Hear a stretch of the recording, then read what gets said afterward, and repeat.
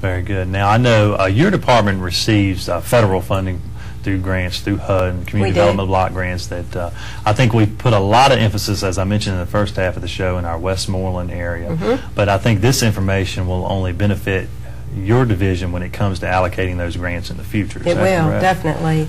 Once we can rank these as far as greatest need, our federal funds are based on income guidelines, so the dollars can only be put into neighborhoods that are 80% or below of median family income. And that right now for a family size of 4 is about $42,600. So at least 51% of the area residents have to be below that 80% of median.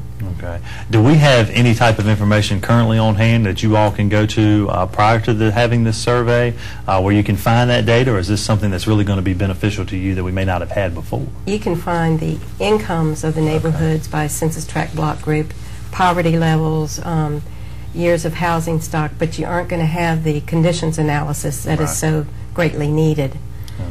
Now, how much federal funding do we receive each year from? We receive about 1.5 to 1.8 million, and for housing, we put designate at least $1 million into the housing programs per year. And what are some of the successes that we've had, I know, just in the past couple of years when it comes to this grant funding? In the Westmoreland neighborhood, as you said, where our target areas right now, we've done a lot of rehabilitations. We've done some homes that are literally falling in. We've demolished those and done infill housing on those same lots, new construction. We've done rehabilitations, owner-occupied, and homes owned by landlords. We're working with the neighborhood association on a regular basis, which is vital for keeping these neighborhoods sustainable. Great. I know we've done a lot of work over there, and it's really paid off. If you drive through that area, you can really see a difference just within the last 3 or 4 years of the work that's been done. It's been a great job you all have done.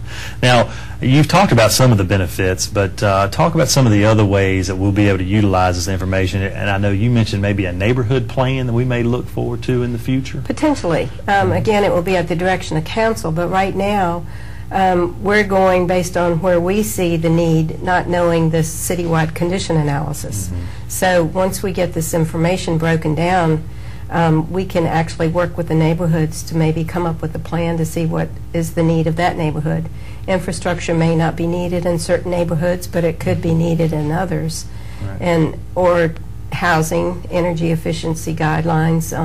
Some of the newer neighborhoods may not have the need that some of the older homes have, and this will give us that tool.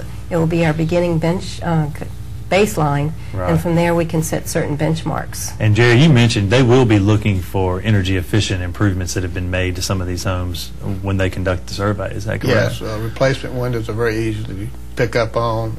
We'll be looking for any type of upgrades or energy conservation measures. And that in turn could maybe turn into a program that we could implement here in the city of Danville in some of these areas. Definitely. Sounds good. Now, you talked about utilizing it as a planning tool as well. Can you touch on that just a little bit?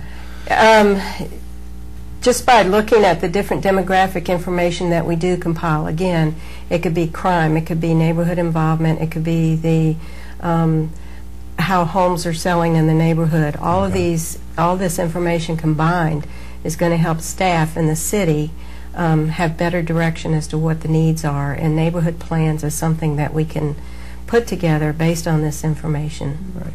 Now, do you see us maybe changing course after this information is gathered, starting in 2011? We won't know, but it's a good chance once we compile all this data that we could change direction. Right.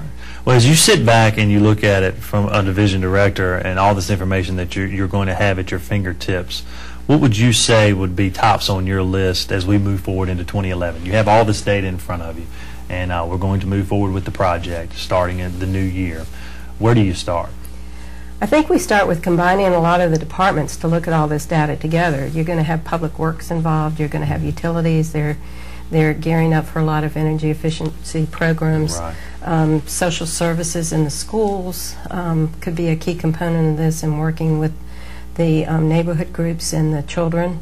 You're going to have our department, Housing and Development, Jerry's, of course, as far as inspections and building. zoning, maybe zoning needs to be changed for certain neighborhoods based on what we divulge from this compilation of analysis.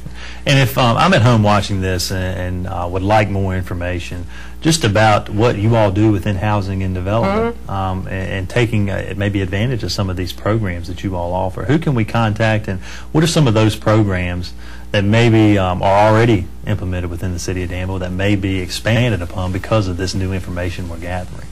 What we have right now in housing and development, we do have homeowner rehabilitation, we have landlord rehabs, we have emergency repair, which is citywide, we have infill, which means that we potentially can build a new house on a vacant lot.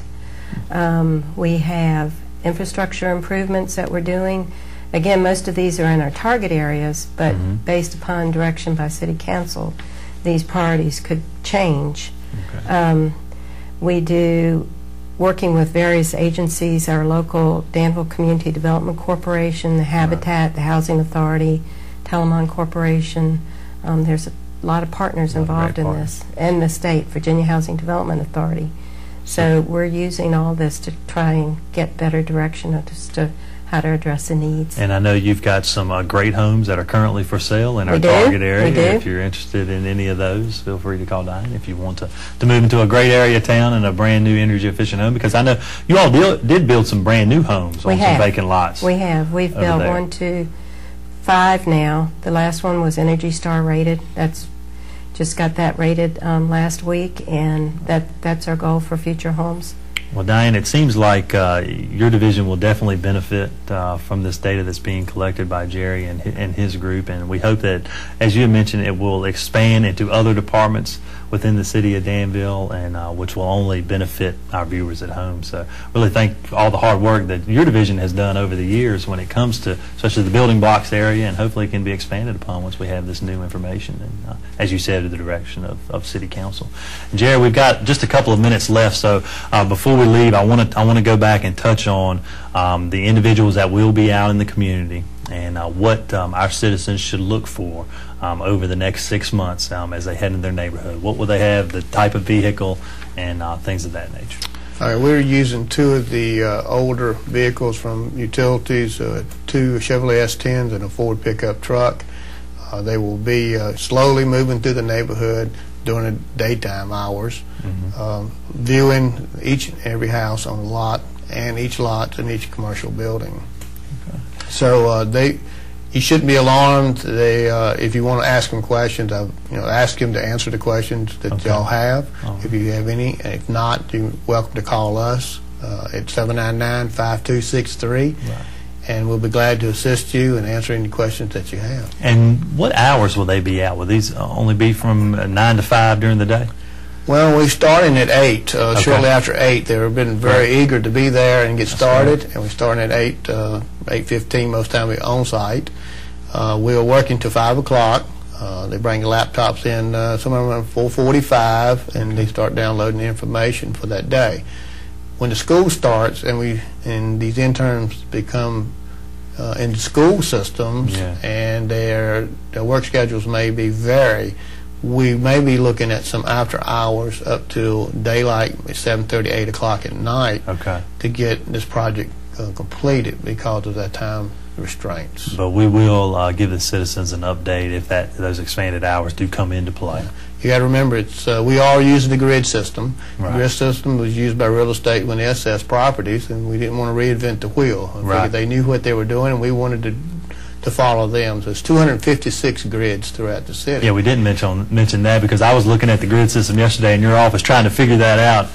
But that is how we're determining where we head next. Exactly. And as we mentioned in the first half of the show, we do have a scroll at the bottom of our bulletin board here on River City TV showing I guess it's some streets and then a neighborhood or 2 that you all will be in, kind of an estimate of where we'll get during that week. Absolutely. When we cover 16 grids a day, we just try to give some general vicinity of streets so people can identify about where we are. It's hard to say we're in North Danville or South Danville. we want to give a little bit more detail where we're located. Right, because I know they're in Shadowwood this week, and say I live in Shadowwood, and it gets to be Friday afternoon at 6 o'clock, and I haven't seen you. Don't get on the horn and call. We'll be there probably Monday or Tuesday of the following week. Exactly. Right. Well, Diane and Jerry, thank you all so much for coming on today's show and providing our citizens with some great information about this survey. And we look forward to having you on maybe once all the information has been compiled, and as we start utilizing that in a lot of different programs here, we'll have you back on to talk more about it. Thank you. All right, and thank you at home for watching. And as we mentioned, if you have any information, feel free to call the number at the bottom of the screen. Jerry and his staff will be glad to answer any questions you have about the survey. So until next week, have a great day.